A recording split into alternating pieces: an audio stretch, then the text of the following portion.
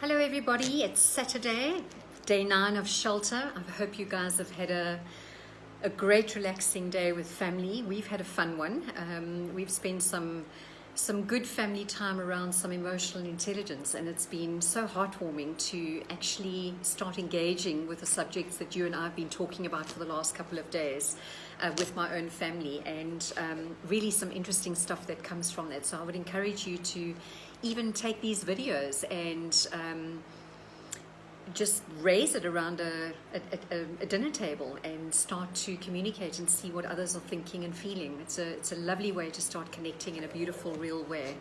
So today I wanted to talk specifically around physical feelings and symptoms that we need to be feeling within our bodies and the importance of that. So when we are feeling something, remember it's coming through in the form of stimuli. So everything that is felt by us is coming through our 5 senses. So we're either seeing it, hearing it, touching it, smelling it, and what's the 5th one? I'm not even thinking about, but the 5 senses. And it's coming into our brain, and what we're doing is it then starts to go into the limbic system and the chemical releases within our body, and there's limbic fluid that is basically running through our entire system, and that is creating memory pockets for us, but also our body to respond symptomatically to what it is that we're feeling. So what I'm actually saying is that our bodies are giving us signs at all times as to what's going on for us emotionally. And it is our responsibility to make sure that we're actually integrating both with the emotion but also with the cues that our body is giving us. So a really good example, I've told you already that I wasn't really good around emotions, and I used to suppress them, deny them, and as a child growing up, I had a lot of stomach issues. I had IBS, spastic colon, constipation, you name it. Anything around the stomach arena, I used to battle with. So being bent over with pain was an absolute norm for me. And what I realized when I started doing this work was that I was not making contact with my emotions. And what was happening was my body was giving me all the signs. I mean, it's an absolute no surprise that all your emotions are in your stomach area.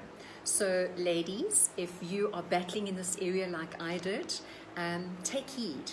Don't do what I did and grab the laxatives and just have a quick fix for whatever it is that's going on within your body, or a headache tablet or a migraine, something to get rid of the migraine or whatever. Make sure that you're going to the root of the issue, because your body is giving you the signal. So a few areas that you want to be aware of, and I'm going to work through a couple just so that you can start to think about emotions and how they might show up in your body. Just regarding, since I started integrating my emotions, I started realizing what was going on in my body, and today I don't have any issues with my stomach whatsoever. My body is healed, it's whole, and it's functioning the way that it needs to. So all of this stuff starts to actually really integrate and bring about quality of life and well-being in such a beautiful way. So if we look at physical symptoms in your body, it's really important that we start to realize and associate the emotion with where it's showing up in our body. So I'm going to go through a couple of these, and you can work out for yourself. They'll be different for all of us. So for argument's sake, when you're angry, where does that show up for you? For me, it might show up where my heart beats a little bit faster and my muscles in my body contract.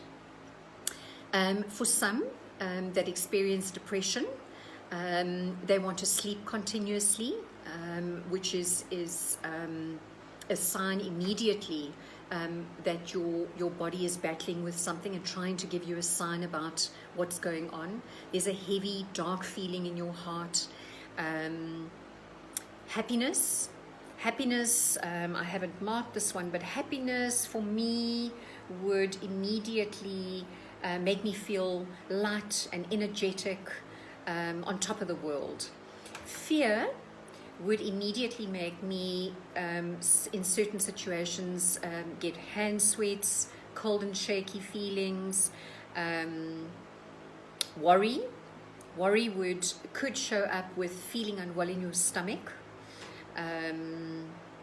sadness, feeling tired, arms paralyzed, a lump in your throat. What else? If you're feeling stress, you could be having headaches, painful neck, shoulders. Gosh, that was something else that I battled with terribly. Being under stress and not realizing when I needed to take a break, take a walk, exercise, clear my head, think differently. I used to get terrible tight shoulders, and my body was giving me signs all the time, but I never saw them as cues. So really, it's just a quick check-in with you today to say your body is giving you incredible signs. Anything that's from your waistline up to the top of your head, start to become extra aware of what's going on there for you, and try and tie it back to an emotion and obviously an understanding of what's going on for you. So that's a quick plug for today. I hope you enjoy the rest of your Saturday, and we'll check in with you tomorrow. Stay well.